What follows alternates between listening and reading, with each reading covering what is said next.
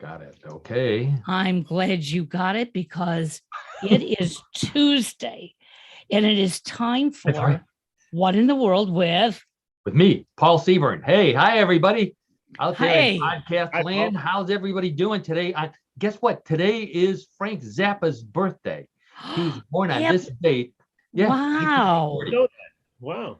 How about that? Happy birthday, Frank. Happy birthday, Frank. That's right. Yeah. One of my favorite musicians of all time. So, anyways, we're not. This isn't the what in the world of music. This is what in the world of paranormal and weird stuff. I'm your host, Paul Seaburn. This is let's see. This week is December 21st. This is our last show of the year. First day of winter. First day of winter. Frank Zappa's birthday. I don't know what else it could be. It is. Let's see. I think today we may top weirdness for the entire year. So that's our goal. Yeah, that laugh over there you heard was the skeptical laugh of John Dinalo, our host of What in the World of Sports, and our color commentator. Hi, John. Hi, Paul. Hi, Karen. Hey. John doesn't think we're going to out weird ourselves from the previous week, and yet we always seem to do that. In fact, so does John with his weird sports. So. Also in the voice world that you're listening to, or if you're watching us on YouTube, we have Karen Hale, who is the media mogul at newclevelandradio.net, our platform where you can find us. You can also find us on every other platform in existence. On YouTube, we're free. We're hopefully funny. Our motto is real news, sometimes strange, always funny. So we'll try to live up to that. If you're not laughing at something, stick around for another minute because another story's coming up right after that. That's absolutely. All right. We were going to. But before you go further, because, John is our sports guru. Okay. Yes. John, what the H happened last night on the football? Well, I'll tell you, Karen and Paul. Here's my thought. I was at the game. For those of you who don't know what we're talking about, let me. We live in Cleveland, Ohio, and there was a very odd occurrence in the football world yesterday. A game at 5:00 on a Monday between the Cleveland Browns and the Las Vegas Raiders, and you can tell by Karen's. Depressed tone that it didn't turn out well for the home team, John. No, it didn't. Give us a brief analysis there. Were you there, John? I was at the game. Oh, that was you. I saw you in that dog outfit. Well, they panned. I had a chance to watch the game today because I taped it from last night, and I saw those Raider fans that had their masks on and everything. It was kind of interesting. But no, I think a good effort by the Cleveland Browns, if you're a Browns fan or not, because number one, they had 10 starters that were not playing. And you had a third string quarterbacks playing. And it's just, they didn't have a chance to practice. And again, it depends on if you are, like the Browns, don't like the Browns, whatever. But ultimately, my opinion, Derek Carr, the quarterback for the Las Vegas Raiders, had the ball with 1:50 left, 2 timeouts, and he just took the team right down the field. And that's exactly right. I think you look at it if you're a Browns fan, you're saying, wow, how could they do this again where it's just a frustrating loss? But you have to understand, you're really shorthanded with people that didn't practice. You don't have your coach, okay? You have the assistant coach who's like the head coach yesterday, and Alex Van Pelt, who's the offensive coordinator, he's calling the plays. So you have these different people in different functions, and it was just very, very frustrating. I'll tell you this, though. I was at the game, and the crowd was really into it. I mean, the crowd. Oh, I'm sure, yeah. The crowd was into cold. What else are you going to do? Well, yeah. Oh, it was cold. It was a game in December in Cleveland. I mean, you got to expect that. But when the Browns finally went up, they were up 14-13. And, it was a couple minutes left in the game, and you're thinking, well, maybe we can eke this one out. But that was your big mistake, John. Well, yeah. Well, and they had a chance. They had a chance if they would have gotten another first down in that one drive. But these are guys that are not familiar with it. I mean, they're doing their best. You know, you got to look at it that way. So, but I find it interesting for those of you who are regular listeners to the show. You'll notice that we often mention that we all miss rehearsal. And yet we seem to perform every week, John. So well, I think we're 100% for this year. We always miss rehearsal. Yeah, we're never there. So there you go. Well, I want to, since you're talking about the Cleveland team, you know, I tell everybody that I try to mention at least once that all of us are in Northeast Ohio. We're in the Cleveland area. I want to say hello to some of our Cleveland friends and friends from Cleveland who are living in other places. Dan and Mark and Kevin. I want to say hello to some new listeners. Ken, who is over on the East Coast, Ken and Emmy. And I'm missing somebody. And Karen mentioned that we have a lot of fans in Turkey. So I want to say hi to, I wish I could speak Turkish. That would probably offend some people because I'm sure I wouldn't do it correctly. But hello to everybody who's listening to us in absolutely. Turkey. Thank you so much. Yeah. I actually had, we were talking about this beforehand. I actually had a book published in Turkey, of all places. I may have mentioned this many, many years ago. Diana Jordan and I wrote A Wife's Little Instruction book, and our publisher picked it up and took it to some of their other affiliates around the world. It was published in Poland. I have a copy of the book in Polish right here. I can't pronounce that either. And also in China, I can't pronounce that. I did not get a copy of the book from Turkey. So if anybody has it, please send it to me. I'll autograph it. And not send it back. No, wait, that's not kidding. If you have two, send me both of them. I'll autograph one and send it back and buy the other one. There you go. There you go. So anyway, thank you again to everyone who comes to visit us every week. We hope all of you have a wonderful holiday, whatever holiday you're celebrating. The lovely Donna asked me if I was going to wish everybody a Merry Christmas, and I said no. But Merry Christmas, Happy Holiday, Happy Hanukkah. I don't know, Karen, Hanukkah's over already, so I can't wish you Happy Hanukkah. But by all means, enjoy yourself, and please enjoy yourself for the next hour. Let's get rolling here with some stories. What am I talking about today? Oh, we've got predictions for 2022. I know everybody wants to hear those. I don't even want to. I don't want to spoil the surprise here. Venus is vanishing. We're going to talk about that. There's a flying saucer. I have photos, John, of a flying saucer that crashed on Mars. Okay. And I have photos of this one too. A lady with the head of a squid in Dallas. You'll want to stay tuned for that one. Oh boy. Interesting. So those of you that are listening on to the podcast, I will try to describe it as best I can, but it's worth it to visit us on YouTube and take a look at some of the weird stuff that we have here. So let's get right to it. So at the end of the show, we always play Bluff the Co-host.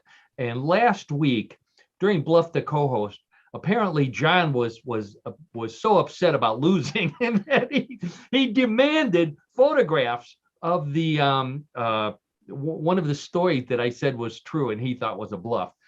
So let's see if I can. Are we set up? I guess we are set up. We are now set up.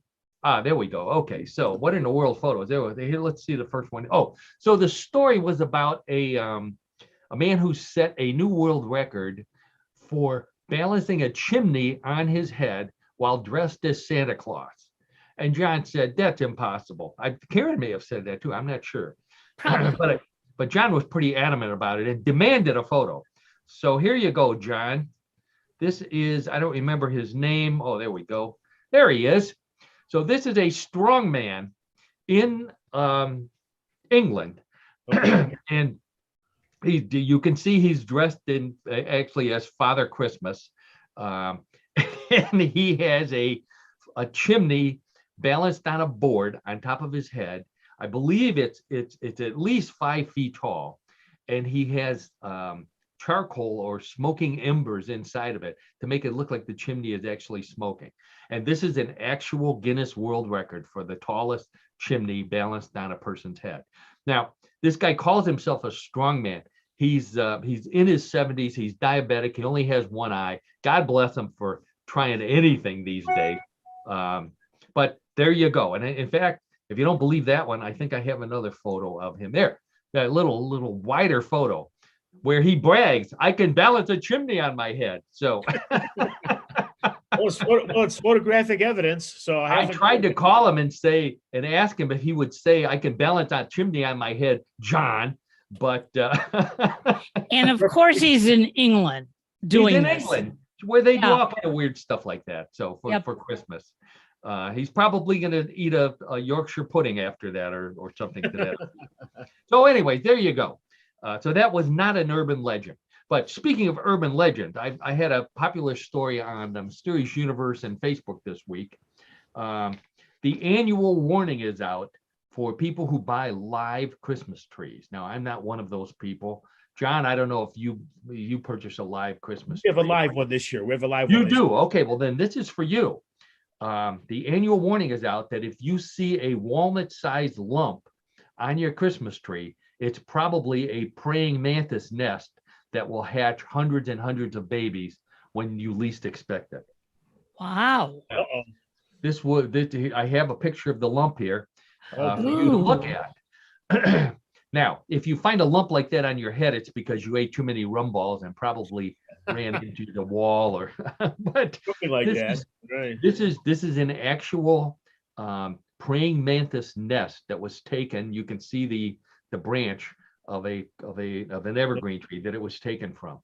Now, people thought that this was an urban legend, but in 2017, a pesticide company issued a warning, the Safer brand pesticide company.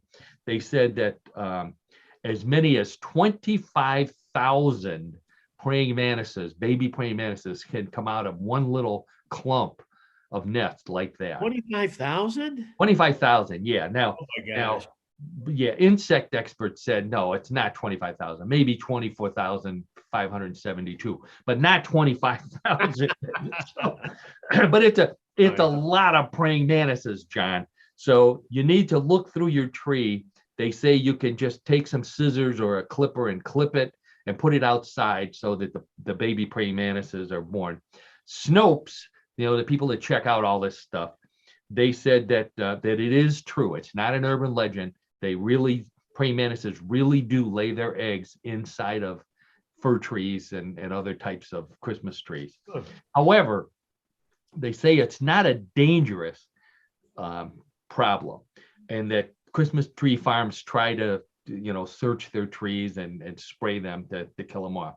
And the odds are only 1 in 100,000 Christmas trees will have a nest in it. Now, if you do the math, though, we live in Cleveland where there's how many hundreds of thousands of people live here? 300,000 people. Well, so that's 3 people are going to find praying mantis nest in their tree. So could still be you, John. I'm hoping it's not. As soon as the show's over, I'm going right down and take a look at it. Well, here's the deal. Now, so I was thinking about this, as I always do, and if John finds a praying mantis nest, or even a live praying mantis in his tree, here's my question, John. Religiously speaking, is it a sin to kill a praying mantis? Oh, wow. It's that's a conundrum. I'm not really sure. It is a conundrum. Yes. My thought is, what you need to do is get down and face to face with that little praying mantis and convince it that it is no God. There is no God. And then you turn it into a pagan mantis, and then you can squish it. Why is it called a praying mantis? Because of their front feet. I don't have a picture of one. Look like they're praying. If they're kind of folded over. Right. Yeah. Thank you. They're huge. Yeah. Okay. Thank you. And they also put $1 in the basket every week. So. Oh, okay. Okay. I don't know. That's the best I can do, Karen. Karen doesn't know what a praying mantis is. Wow. After all this time watching our show, we've never discussed praying mantises or showed up a picture. I'm surprised. Yeah. Okay. Sticking with our Christmas theme. This is also from England. Sylvia Pope, better known as, get ready for this, Nana Baubles, that's what she calls herself, around her Welsh village, broke the Guinness World Record this week for the world's largest collection of Christmas bauble ornaments. 1,760 ornaments, not just in her collection, but if you take a look at this, hanging from her ceiling. Oh my She God. doesn't bother taking them down because it would take too, I thought 1,760. So she leaves them hanging on her ceiling and hanging off of bookshelves and God only knows. Oh my God. Yeah, all over the place. Now, she has them hanging from strings, not hooks. So they're not that far over her head, which I think would be a problem if she lived next door to like the Coneheads, for example.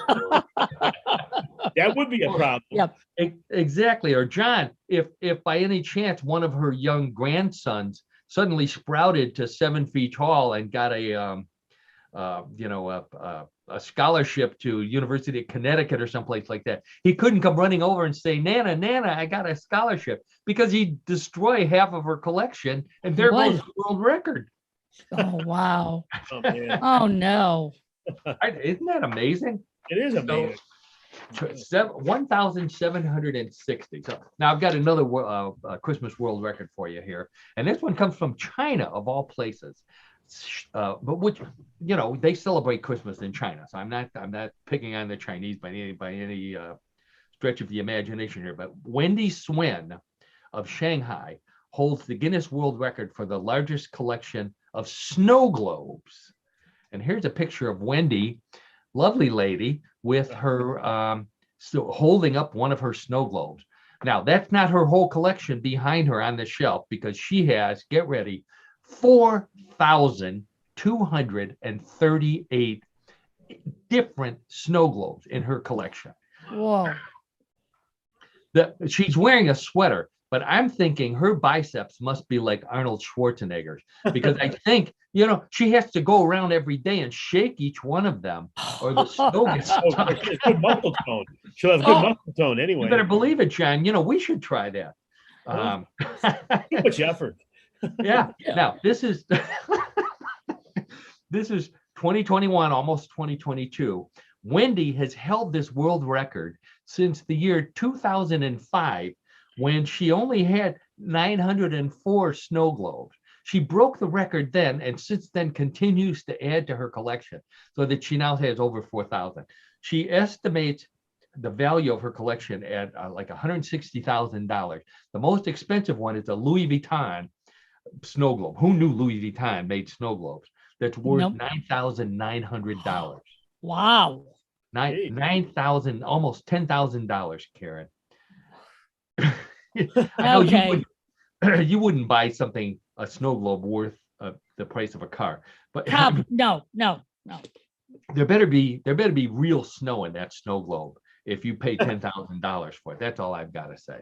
But interestingly enough, the snow, do you know where the snow globe came from? Not the Louis Vuitton one. That one came from a store, but where it originated. Take a guess. Pick a country. I have no idea. Okay, pick Austria. Austria. Wrong.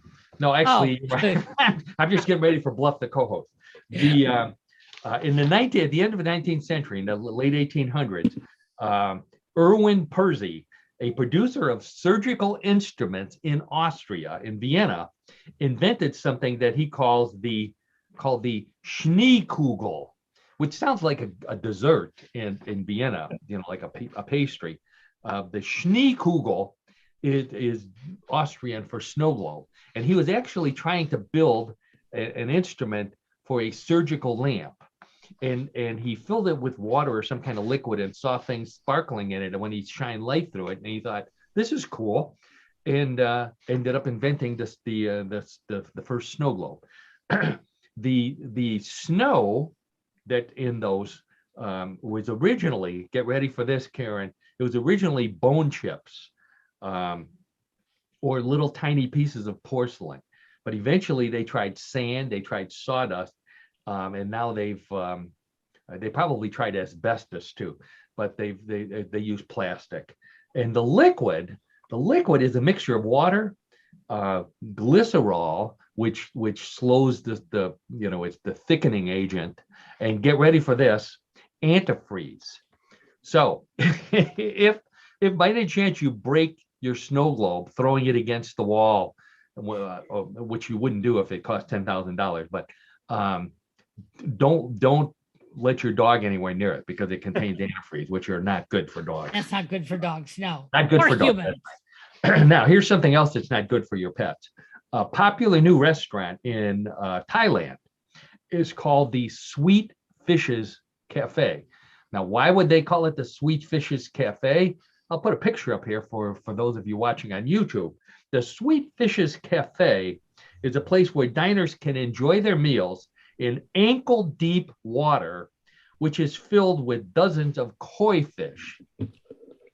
Now, we have a picture of a lovely young lady sitting at a table waiting for her waiter or waitress to come over.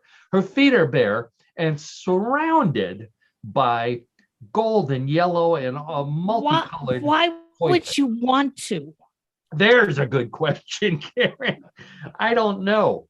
Why would you want to work there? Would be another question I would ask. But I found out, it turns out the waitresses said that it was a real pain in the butt and the foot to work there, until they figured out that if they carried a little plastic baggie filled with water and a piranha and showed it to the people, the tips went just out through the roof. Wow. Obviously not a seafood restaurant. No. But, koi are goldfish. They're giant goldfish. So one of the problems with this restaurant, people love it. It's a very popular restaurant, unless you need to go to the bathroom, because you go to the bathroom and, there's still koi swimming around in there. You flush the toilet. Oh my God. All they can think about is all their little friends that have been flushed down all around the world. All the humanity, they're saying. Or something to that effect. Okay, so let's we don't need to look at these fish anymore here. So today is December 21st, 2021. We're almost at the end of the year, and we talked about this last week. The psychics and the time travelers and all these weird people are making predictions for 2021. The ones we had last week were just so depressing. I decided to find some better predictions. So I've got some new ones from some new sources. I didn't realize that there were so many people making predictions. So the first one, this is for you, John, is from a saint. This is Saint Januarius.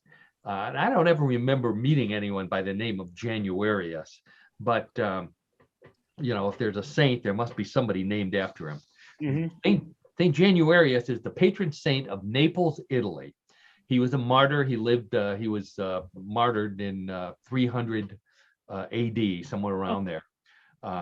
And someone collected his blood. Now, he was the bishop of Benevento in the 3rd century. And because of his beliefs, he was either, they don't know for sure, he was either fed to bears or beheaded. Oh, those Christians, or those non-Christians, they didn't like Christians back then. Right. Allegedly, a woman by the name of Eusebia saved some of his blood in a vial until today. Well, not her, but she passed it on to other people until today. And the legend is that, obviously it's solidified, but on certain days they would take the vial out. And if it liquefied, it meant that for the next few months, there would be good news and wonderful things happening in Naples. So this started in 1389, which is as far back as they have records of how successful St. Januarius's, hard to say, St. Januarius's blood has been. They take it out 3 times a year on where'd it go? Oh, September 19th, which is his feast day, his birthday. The first Saturday of May, September 19th is a saint's feast day. The first Saturday of May, which I think is his birthday, and December 16th, which is the anniversary of the eruption of Mount Vesuvius in 1631. So those are the 3 days they take the vial out, and they take it to the cathedral in Naples, and the priest holds it, or he puts it on the altar, and they have an entire day devoted to it. So St. Januarius has 24 hours to either liquefy his blood or not liquefy it. And that sets the tone for the next 4 months until they take it out. So, so I've set the stage. There's hundreds of people in the cathedral. There's people around the world, millions and millions of people waiting to find out what happened. And the first press release comes out early in the day and said, sorry, it didn't liquefy. So everybody's just, besides themselves. Oh, God, all the bad things that are going to happen. So the bishop decided, wait a minute, we still have a few more hours. So I don't know what he did, if he shook it, or maybe he heated up some holy water and put the vial in there to see if it would melt. Or hard to tell, with these believers in Italy. Turns out at 6 o'clock, another press release comes out. Hooray, hooray, St. Januarius's blood has liquefied for the December interval for the next 4 months. So that means good news. Now, when it didn't melt, when it didn't liquefy, it didn't liquefy before World War I, before World War II. They just have all kind of terrible events that happen when it didn't liquefy. It also never liquefies in December. So that means this was a big deal because it happened in December. And in fact, it rarely happens 3 times a year. And this year it happened in May and September, and now in December. Now, you may ask yourself, okay, it melted, it liquefied 3 times. This has still been a pretty crappy year. So you may not want to put all your money on St. Januarius's prediction. I'd agree with you, man. So you need someplace else to look. I've got just the thing for you. From Ireland, there's an almanac. Remember almanacs? Yeah. Almanacs used to be very popular. Mm-hmm. I could remember getting them for Christmas, as a matter of fact, because it was a booklet of predictions for the year, what the weather was going to be like, what some political and of the astronomy, astrology. There was all kind of predictions in there. Most famous one, Old Farmer's Almanac, which has been around since 1792. But the actual first almanacs go all the way back to the 2nd century BC to in the Mesopotamia area. So they've been obviously on papyrus. I don't know if they had the little hole in the corner where they could hang them up in the outhouse. I'm going to say no. I'm going to go on and look and say no. That's right. I think the Farmer's Almanac still has that little hole in there, and I'm sure there's still outhouses in the United States that hang it in there for the readers. Benjamin Franklin had the Poor Richard's Almanac from 1732 to 1758. Ben's name wasn't Richard. He inherited it from another guy, and when he was done making money on it, he sold it to somebody else. But the almanac we're talking about here is Old Moore's Almanac from Ireland. 258 years it's been published. So they've got good news and bad news. Good news, bad news is for Ireland. Ireland's going to get ready, a landslide, a giant wave, an earthquake, a heat wave, a drought, and a lot of snow. Okay, so if you're in Ireland, we're sorry. But everybody else gets good news, according to the Irish Almanac. The European Union, the economy is going to be great this year. Harry and Meghan, maybe not so much. Harry, you know who Harry and Meghan are. They're going to have their issues. Of course, we all know they're going to have their issues. But good news for the field of medicine. They're predicting that medical technology will astound, that's a quote, in 2022. Blind people will see, people in wheelchairs will walk. So that sounds pretty good. But here's the one that I know you're waiting for, John. Virtual sex will become astoundingly realistic with new equipment, making long-distance relationships a thing.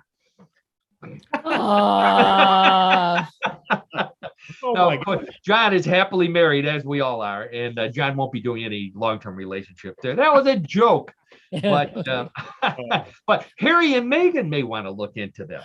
And then this is the prediction for you, John. The Irish Almanac is predicting in the Australian Tennis Open, Rafael Nadal, or Nadal, is how you pronounce his name, and Naomi Osaka. So place your bets now for Rafael and Naomi coming up in the Australian Open. I don't know when that is. I'm not sure either, but I'm sure we can get a line on it. Las Vegas. Yeah. Of course. Very And this almanac has had some sports successes in their prediction. They predicted the drones delivering pizza. They did predict that a few years ago. They predicted Bitcoin. They predicted in 1903 that there would be an assassination, and the king and queen of Serbia were assassinated in 1903. And in sports, this is interesting. They once predicted that the Irish Derby, which is run on the last weekend of June, would be run in snow. And sure enough, that year it snowed on the day of the Irish Derby. Wow. So if you want a fairly more positive prediction, go to the Irish Almanac. You don't like any of those, I got one more for you here, because everybody's doing predictions this year. Now this comes, and this is for my paranormal friends. This comes from an indigo child. Have you ever heard of an indigo child, Karen or John? Never. I can't say that I have. Now we know indigo is deep blue, so it's not a kid who's blue in skin or depressed or otherwise. It's an aura. It's the color of his or her aura. That's how you define an indigo child, and it's seen by another psychic. So this kid is in India. Abgiya Anand is his name, and he's an indigo child. He's 14 years old. He claims to have predicted COVID back in 2019. So they said, "Gee, if you can predict that, what else you got, kid?" So this year he comes out. He was on TV. Okay, so if you Google him, you'll find a recording of him making these predictions. Bad weather around the world. That's not a tough one. This was an interesting one. He predicted an unknown celestial body will hit the surface of the planet Jupiter. It will cause chaos on Earth because fragments of the celestial body will damage the atmosphere and be thrown all the way to Earth. Now that's millions and millions of miles across space. Sounds like, it sounds too off the wall for me. And I did some checking on some of his other predictions. He predicted that the pandemic would end in September of 2020. We know how that turned out. And then as far as the planets go, in 2020, he predicted that Saturn and Jupiter would line up, and the conjunction, it's called, would cause disease, destruction, and famine because all the plants on Earth would die. Do you remember that happening? No. No. I don't think so either. Oh. So one more prediction, and this one I know is going to happen because it comes from NASA. So it's a scientific prediction, not a psychic prediction. And this will definitely happen in 2022. NASA reports that Venus will disappear from the sky on January 5th, 2022. Now, it will return 8 days later, and this event is called an inferior conjunction. Now, I was thinking about that. That sounds like something we learned in English class when we were doing diagramming sentences. Remember when we used to have to do that? Yes. Oh, yeah, I remember that. Yeah. Yeah. Sure. And there was some squiggly line where you put, if you had an inferior conjunction, which also sounds like an eye problem. But what it actually means is that Venus will move from being in the evening sky to the morning sky, and it will be passing in between Earth and the sun. So that's when that happens. And so it dips down below the horizon and you can't see it. And then when it comes back up, it's no longer in the evening sky, it's in the morning sky. So there you go. Your astronomy lesson for this week. Well, Courtesy of What in the World. That's right. Yep. I told you, you get all kind of lessons here. Now, the person who is going to be most depressed about the inferior conjunction of Venus is none other than Frankie Avalon. Remember Frankie Avalon, right?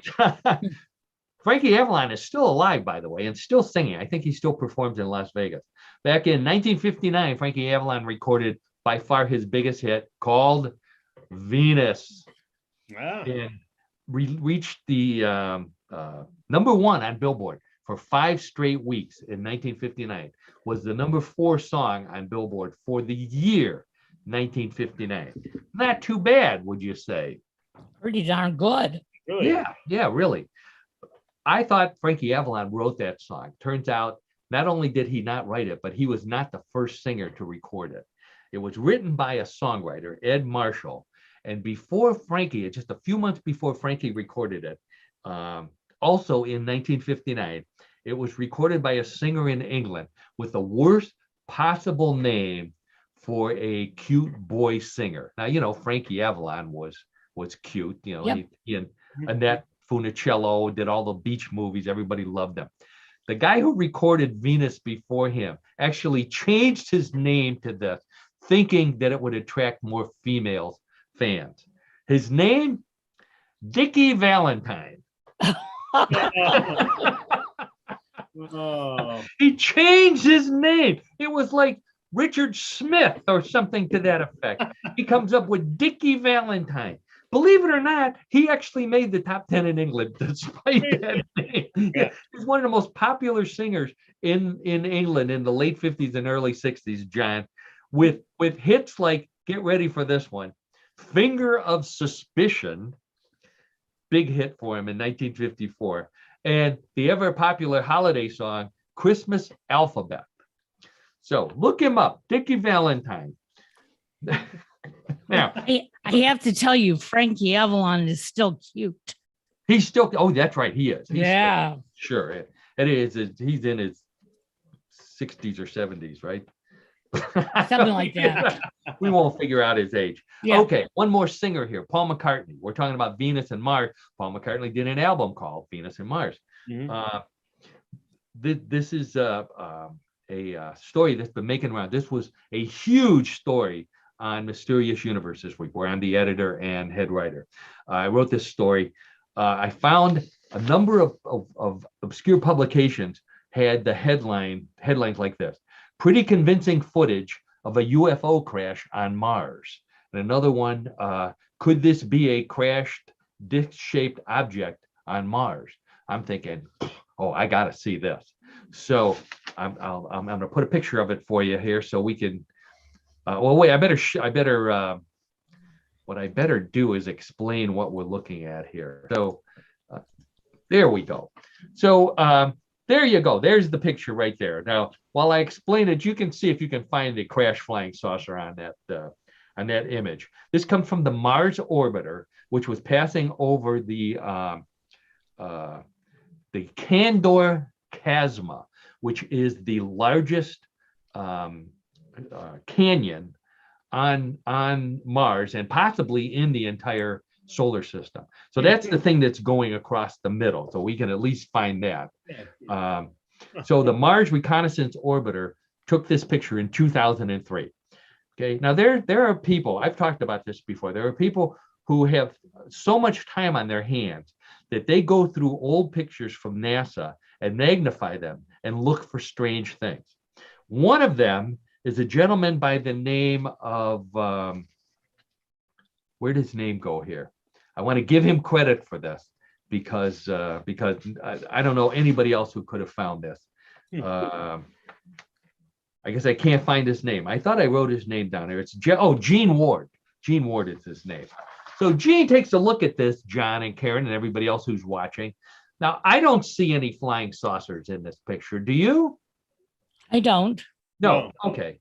So I would go to the next picture, which conveniently has a nice little arrow drawn on it to where the flying saucer is.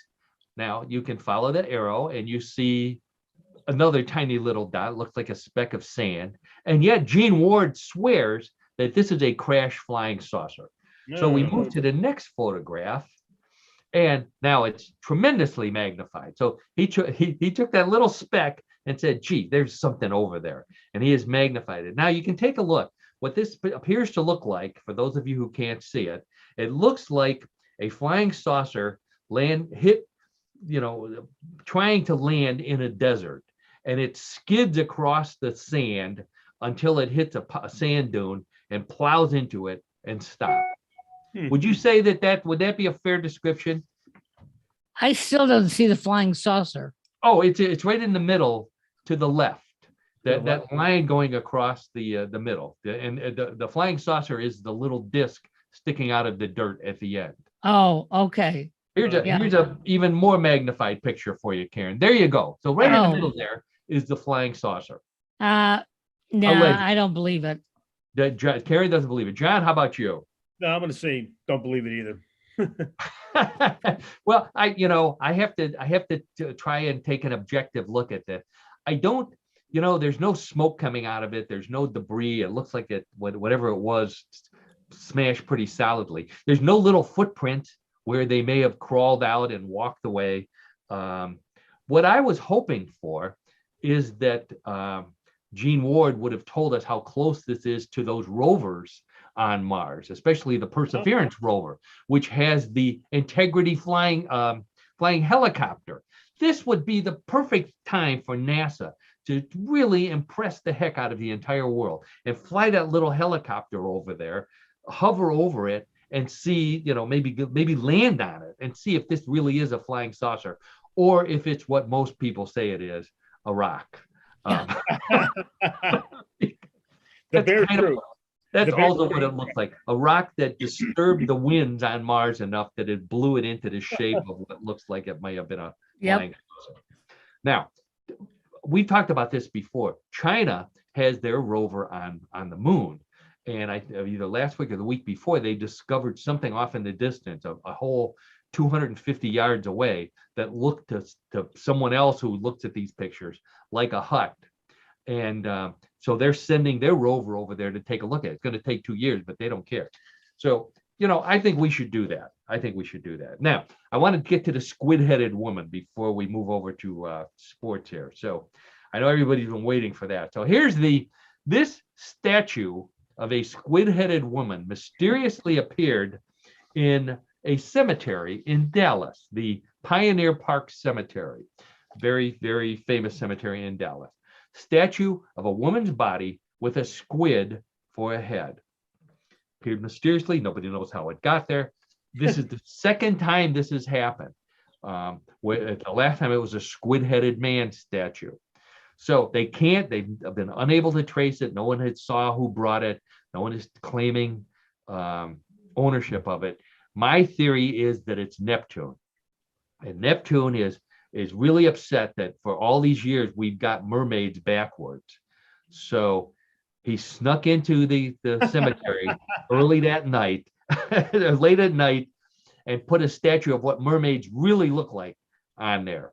Now, this isn't going to appeal to sailors very much. I don't think so. Unless they can put a bag over the squid head. That's an old joke. And I'm not trying to be offensive to anybody, but imagine your favorite person with the head of a squid, and you know what I'm talking about. Yeah. Okay. So John, you're pretty skeptical about that one too. I take. I have to be, Paul. It's just me. I'd like to go see it. I don't know if I'd make a special trip just to Dallas to see the squid-headed woman, but sounds like something you'd go to Coney Island to see rather than. Yeah, right, exactly, like in a fun house or something like that, right? A fun house. Oh, that's right. Yeah. Did you ever go to one of those where they had the Lobster Boy or? Yeah, those are. Oh boy, that's many years ago, and those are really strange, to say the least. I think they're illegal now. Yeah, I think they are. And rightly so. So something else that should be illegal are some of the sports that John comes up with every week on What in the World of Sports, which is that time of the show for every week for regular listeners and those who are tuning in. I asked John to look through his vast collection of sports around the world, weird sports, find something that we've never heard of, and he's always good at doing that. I occasionally ask him to find something that we could possibly participate in. That never works. Maybe something that where we could start a league in Cleveland, Ohio, and we could be the commissioners. So that could possibly happen with this one, although I don't know. So, John, why don't you introduce your sport for this week while I see if I can find some pictures for us? That sounds good, Paul. Yeah, I don't think that none of us could be commissioners for this sport, but I'm going to hit you with the name of it, which is unique. And think of it though, it's underwater rugby. Underwater rugby. Now, okay. Now this sport has nothing to do with rugby, but is responsible for the invention of the negatively buoyant ball that allows That's a band. I saw those guys. They opened. You did not. No. Negatively buoyant balls. Yes, I remember them. But at any rate, so this is a negatively buoyant ball that allows the sport to be played exclusively underwater. Underwater. Yeah. Okay. Underwater rugby is played in a pool about half the size of an Olympic-sized swimming pool, with a depth between 10 and 16 feet. Goals are heavy metal buckets placed at either end of the pool. The object of underwater rugby is to score goals by throwing the ball into the opponent's goal. And there's an example right there. Okay. So the ball, and I know you're going to explain this, but just so everybody understands this, these are people under 16 feet underwater with a ball that doesn't float, and they're throwing it into a basket at either end of this pool. Do I have that correct, John? Paul, you do have it correct, because the ball is a water polo ball, and it stays underwater because with the negative buoyancy, instead of air, the ball is filled with salt water. Oh. And seeing how it's filled with salt water, it makes it slightly heavier than a regular pool water, and it's just buoyant enough to be thrown just a few feet underwater before another player catches it, or it sinks to the bottom. So they're not, and it would be, they're wearing flippers. It would be difficult to kick it. They're not kicking it. They're throwing it either to each other or into the basket. Yes, and they can't really throw it a far distance because it's a very fast-paced game, but it's exhausting. And they're underwater, John. I think of that. I mean, it looks the fact that they're underwater. Exactly. Now, so as a result, each team has 6 players in the water, and it is allowed as many as 6 substitutes who can replace the players on the fly to prevent exhaustion or drowning. So they have other players lined up along the edge of the pool. And you don't have to go to the referee's desk. You just kind of jump in or jump out. Changing on the fly, like in ice hockey, for example. Like in ice hockey. Oh, okay. All right. All players wear fins, as you can see, a diving mask, and also a snorkel. And a snorkel. Well, okay. So they. In terms of that, I guess that helps. Yeah. The ball may be passed in any direction, but must not leave the water. The ball has to be in the water at all times. So it's not like water polo. You can't jump up and throw it. Not at all. So the game consists of 15-minute halves with a 5-minute halftime break, which you would think they would need more than 5 minutes. Boy, no kidding. Yeah. But each team is allowed to take 1 60-second timeout per game. And I'm not exactly sure how they signal it, but there's a timeout that takes place. To huff and puff. Oh my gosh! So you might wonder what is the origin? Well, underwater. We wonder who's crazy enough to do something like this, John. Well, I was trying to be kind. So anyway, Oh my God! Underwater rugby originated. It's a violent sport, Karen. It can be. And by the way, those are women. I just want to mention. Karen is shocked because not only are these underwater rugby players in a big pile fighting over the ball. It's women rugby players underwater fighting over the ball. Oh, so but to go some back, people pay good money to see things like this. But anyway, they don't see it very often, I would gather. I guess not. I'm sorry, John. So who invented this crazy sport? So it started actually as a physical fitness training regimen for German diving clubs in the early 1960s. You know, a lot of things happened in the 60s, right? It's a very, very dynamic decade. No. But anyway, You can't blame this sport on the 60s. Who smokes pot? Who smokes pot and then said, let's go play underwater rugby? Hey, listen, all bets are off in the 60s. That's all I know. I was a young person then. That was many, Okay, many we'll years ago. take your word for it. Right, See, I've got a movie of it for you here, Karen, while John goes There on. it is. Okay, sure. Oh, wow. So moving forward here, in 1972, it was actually recognized as a sport by the Union of German Sport Divers. That's an organization. And the first German championships were held in Mulheim, Germany. And the first world championship was played in 1980. Underwater rugby started in the USA in 1979. And Karen, this is for you, is governed by the USA Underwater Rugby. So wow. It has an official organization. Oh, right. Oh, boy. This particular video right here, for those of you who can see it, shows players diving off the side, some diving in and others diving out, attempting to steal the ball. This is just so unbelievable. It is unbelievable. I couldn't play that because I don't have the ability to go down that deep in the water. And you value being alive. That's true too. Yeah. Don't worry, Karen. We're not doing it either. It's just, okay. 16 feet. Yeah. This is. So you may wonder, when was the first? I do. I wonder a lot of things, John. We all do. If we didn't, we wouldn't be on this show. But anyway, there you go. Okay, but the first world championship was won by which country? Paul or Karen? Can you take a guess as to which country won the first world championship? It had to be England. Come on. England. What? I would guess Germany, since they invented it. I'm sorry to say, you folks are incorrect on this. It was won by Denmark. Wow. And so then also in the 1980s, the country of Sweden dominated. And then in the 90s, believe it or not, the current world champion is Colombia. So it does have some presence across the globe to different continents.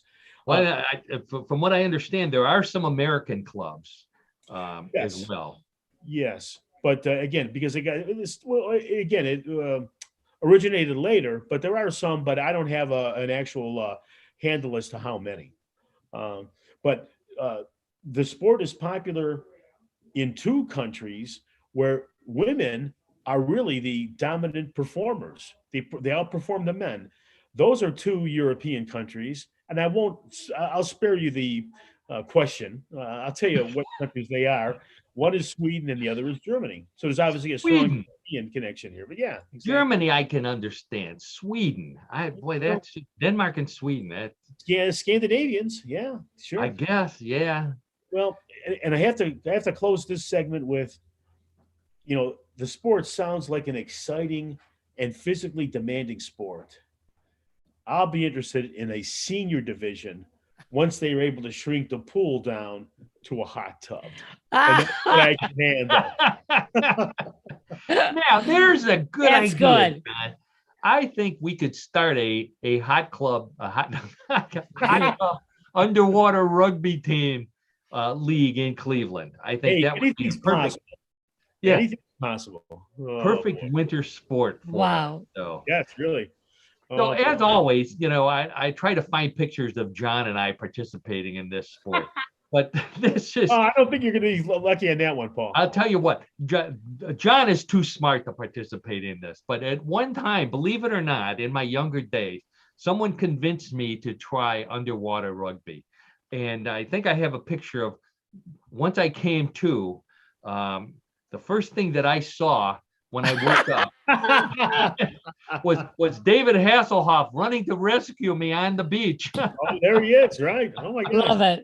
Oh God. There's no way I could hold my breath, even with snorkel equipment and fins and all that long to play. He's there to the rescue. He's got that mode going on. You look at him. Yep. Boy, no kidding. He was in good shape at one time. Oh, gee. Oh my gosh. So anyway, underwater rugby. John Dinalo, I'll tell you what, you come up with some good ones. And Yes, he does. Well, thanks, folks. Appreciate that. I don't. I got to hand it to the people that participate in it. They must be in phenomenal shape to be able to do that. No question about that.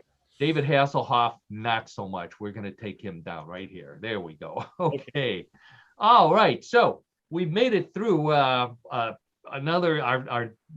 final 2021 One in the World of Sports segment, which means we are here for the final Bluff the Co-host for 2021. We should have been keeping tabs on how well everybody did. No, we shouldn't. No. Karen and I have selective amnesia on that one.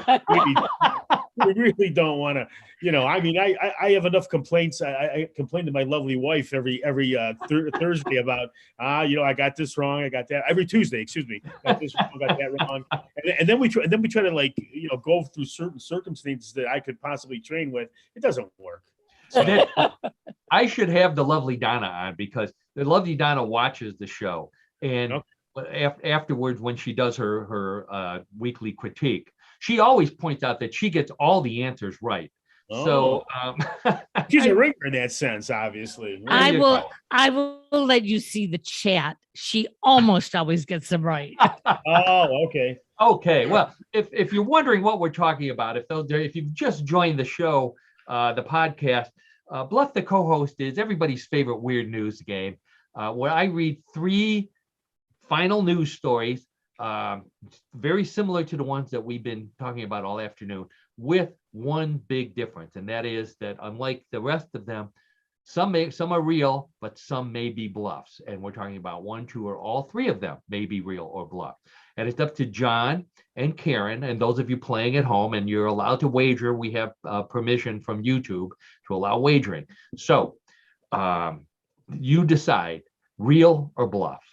Karen and John, hands on the buzzer. Let's see if you can go out, send out of 2021 in a blaze of Bluff the Co-host glory. Oh, good. That sounds okay. I'm ready. All right. Story number 1, better than the Browns. Okay. All of these have a Christmas theme, a holiday theme, by the way. If you need proof that you don't have to be smart to be a rocket scientist, this is it. A group of rocket engineers at a California private space company, which wishes to remain anonymous, got bored waiting for Santa. So they decided to send him a signal. They strapped a 7-foot Christmas tree to a winged rocket base, then attached a solid fuel rocket engine to the base and ignited it. The rocket Christmas tree blazed into the sky over the Mojave Desert, reaching an altitude of 300 feet, high enough for the engineers to break out the beer and celebrate, and hopefully high enough to be seen at the North Pole. While they didn't say what they asked for, what they'll probably need from Santa is new jobs. Okay, so the rocket engineers in California who decided to send a Christmas tree into space. Real or bluff, Karen? What do you say? Well, I don't think it would be acceptable, so I'm going to say it's a bluff. What is ever acceptable out of this show? Yeah, really, exactly. I follow your logic, Karen, for another show maybe, but not for this particular show. Okay, so Karen says it's not acceptable to send a Christmas tree into space. John, how about you? Well, I'm going to jump on the illogical rocket, and I'm going to say that it is real. Oh, okay. Whoa. So John, okay, let's see. So Karen says it's a bluff. John says that launching a Christmas tree into space is real. Let's check with the judges. And the judges say, congratulations, John, you're ahead 1-0. That's a real story. Oh, wow. Yeah, 7 feet tall. Sometimes the educated guess works. If John, Google it. There's a video of it going off into space. Okay. And after I check for the praying mantis nest. Check the. Okay, so John is ahead 1-0. Let's move right to story number 2. Hands on the buzzers. We sing about the 8 maids a milking, but milkers at a goat farm in England needed to get more milk for Christmas. So they had a maid sing for their goats. While playing Christmas music, they noticed their goats swaying to the sound of Mariah Carey's All I Want for Christmas Is You. So they decided to crank it up while milking their goats. They were shocked to find that the goats produced 15% more milk while listening to Mariah's song instead of the barking dogs, Bruce Springsteen, or any other Christmas music they played. With the extra money they made, they plan to buy some geese and see if Mariah can help them a lay-in. All right. Karen and John, a goat farm in England plays Mariah Carey's All I Want for Christmas Is You. Its goats actually produce more milk as a result. What do you say, John? Real or bluff? Well, I was 100% sure that it was real until you dropped that line about the geese. So I don't know. But I'm going to stay with that. I'm going to say it's a real story. Have you ever had goat's milk or goat's milk cheese?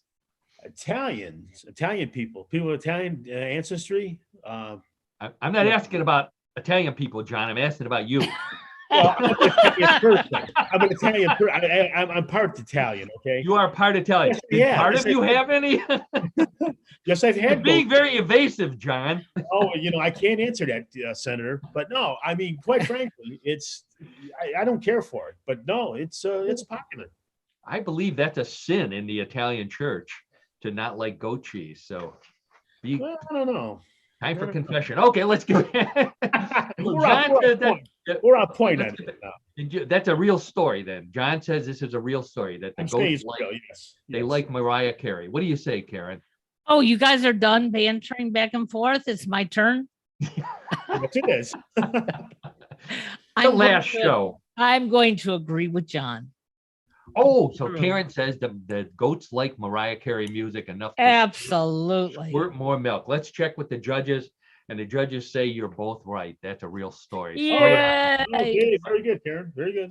A goat farm in England. All right, playing Christmas music for their goats. It's England. All right, so let's see. That means John's ahead 2-1, but Karen can come blazing back because points are doubled in. Yep, I'm on my way. Yes, they are. All right. So let's see. We've got one more Christmas story, one more holiday story here. Story number 3, hands on the buzzers. A McDonald's worker in Minneapolis was depressed about having to work extra hours at the drive-through window during the holiday rush. But she quickly cheered up when a car pulled up, rolled down its window, and Santa Claus stuck his hand out for his bag of burgers.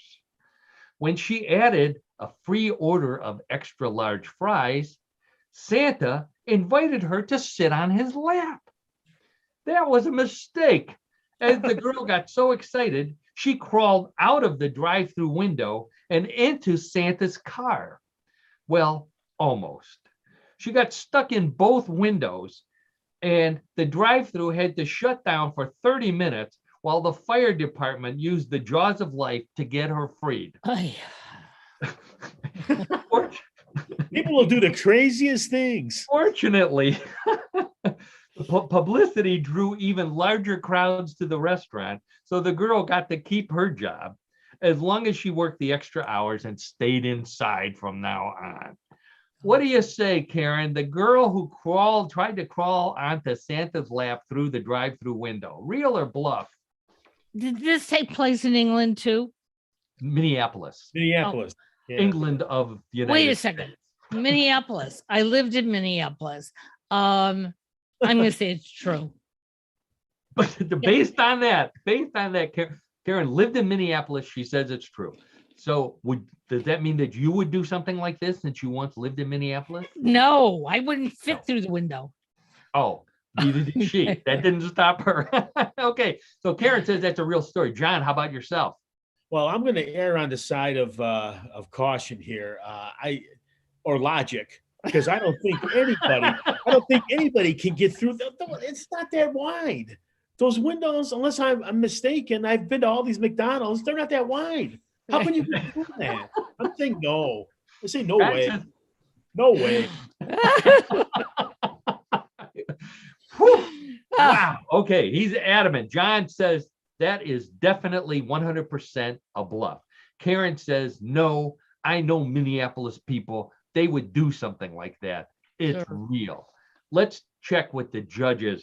And the judges say it's going to be a happy Christmas for John Denalo because he got that one right. That was a Whoa, bluff. John! Oh, a clean sweep. That doesn't happen very often, folks. Very That good. does not happen very often. Okay. You Yeah. can put this show on one of those memory sticks and put it under your tree, John. Oh, Because there's your I still have to go to see if the mantis nest is there, though. So there you go. First, check for the mantis. yes, Then put the show under your tree. There. you got it. You got it. Well, boy, that was a lot of fun. I can't believe this is the last show of 2021. Oh, it's been a good We year. had so much fun this year. I hope we have just as much, if not more fun in 2022. And I hope that all of you listening and watching, all of our friends out there in podcast land, do the same. Enjoy the holiday, whatever it is, Christmas, holiday, New Year, Hanukkah, Kwanzaa, that's right. It's the only other one we can all think of. I'm sure there's more. Celebrate, have a good time. John, as always, Merry Christmas and Happy New Year to you. Thank you for everything that you brought to the show in 2021. Well, thanks, Paul. Thanks very much. And thanks, Karen, of course, for all the work she does. Of course. Thank you to Karen Hale, the media mogul of NuclearRadio.net. We couldn't do the show without her. Happy holidays to you as well, Karen. I think yours are already over, or they're no. I celebrate everything. You celebrate Why all not? year long. I know. There it is. Clean sweep. All right.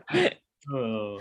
Good. Well- Well, that's what keeps you going, and that's good advice for everyone. So let's put a wrap on it with a Merry Christmas and a Happy New Year to everybody out there in podcast land. Thanks for tuning in to What in the World this year, and bye-bye. And watch for some new things happening in 2022. Even Paul Seaburn has no idea. Ooh, It's that's a true. surprise.